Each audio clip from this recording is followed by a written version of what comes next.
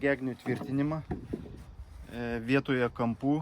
Apskritai, kampai tai nėra pats geriausias sprendimas. Tvirtinti gegnės prie mūrloto arba prie karkasinis namas, jeigu tai prie vijos, neturi reikšmės. Šiame video parodysiu, kaip labai tvirtai susitvirtina visas konstruktyvas ir plus papildomai išsilygina pačios gegnės vertikalumą. Tai gegninas yra, mes surinkinėjom stoginę, gegninas yra surinktas, bet apačioje prie saramos jisai nėra tvirtinamas. Visos gegnės turi likti laisvos, matote, ir jos turi likti laisvos dėl tos priežasties, kad mes jas galėtume lengvai, paprastai ir greitai sutvirtinti su mediniam tokiom detalėm. Tai kampas yra viršutinės dalies nupjautas štai taip, pagal stogo nuolydį, ir viskas montuojasi tokiu principu, kad nereikėtų grūsti ir dar užsiiminėti kažkokiais papildomais veiksmais. Dėl tos priežasties gegnės turi būti nepritvirtintos, taip kaip matote čia. Dabar aš gegnę patraukiu, pastatau savo medinį blokelį ir prisukinėjau. Rodysiu, kaip aš pritvirtinsiu, su kiek vienetų sraigtų gaunasi pritvirtinta visa ši detalė aplinkui visą, reiškia, stogo, kaip čia pasakyti, perimetrą. Tai aš fiksuoju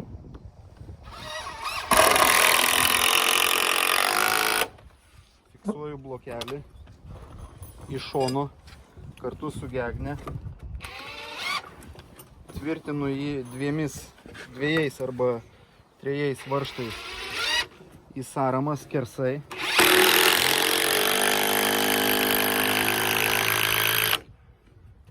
Kada blokelis pas mane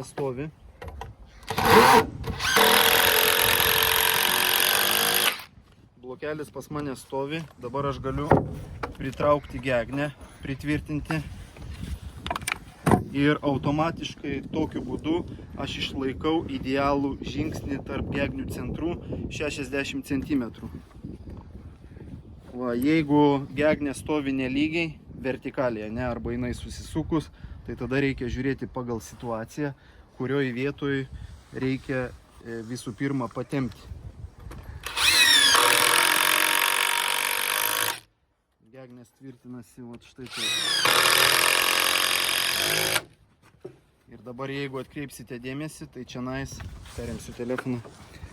Yra plyšiukas, nes kadangi gegnė stovi nelygiai, jinai yra palaida, tai šitoj vietoj viskas išsilygina maksimaliai paprastai.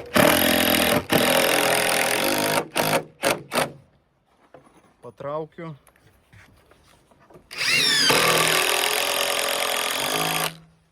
Ir prisegu viską jau galutinai.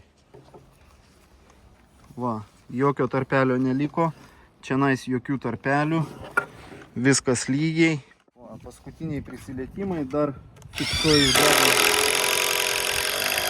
fiksuoju gegnę prie saramos papildomai, pasižiūriu, ar visur viskas pritvirtinta. Čia vieno varžto dar trūksta.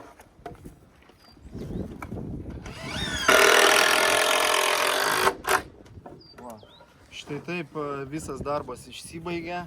Tai mes labai gerai sutvirtiname visą konstrukciją, plus papildomai labai lengvai išlyginam visas gegnės ir mums nereikia atlikti kažkokių reguliavimų, ten montuojant plėvelę ar montuojant grėbėstus ir panašiai. Ir mediena, kas be ko, kad nesisukinėtų, kad nebūtų kažkokių problemų, kad netrūkinėtų, reikia panaudoti kalibruotą.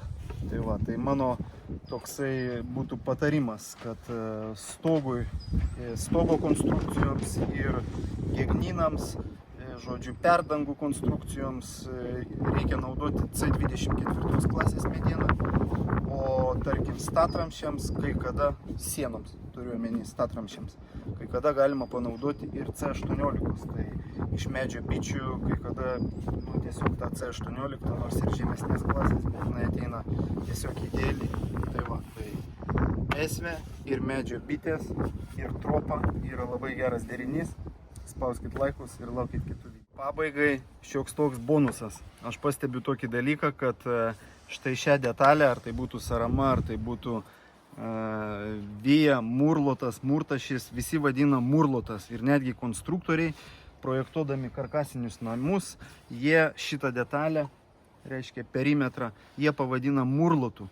Tai turiu tokį įtarimą, kad daug kas, turbūt beveik niekas nežino, kas yra tas murlotas ir kokią funkciją jisai atlieka konstrukcijui. Tai lauksiu diskusijos komentaruose, parašykite, kas yra murlotas, aš tai žinau, pasižiūrėsim, ar jūs žinot. Tai va, tai kas yra tas murlotas ir kokią funkciją jisai atlieka ir kada jisai yra naudojamas, o kada galima naudoti tiesiog lentą kem 5 mm aukščio ir visus tos dalykus. Labai įdomu sužinoti, ar daug žinančių, kas tai yra, kasgi tas Murlotas. Iš tikrųjų tai lietuviškai murtašis. Va, lauksiu komentarų.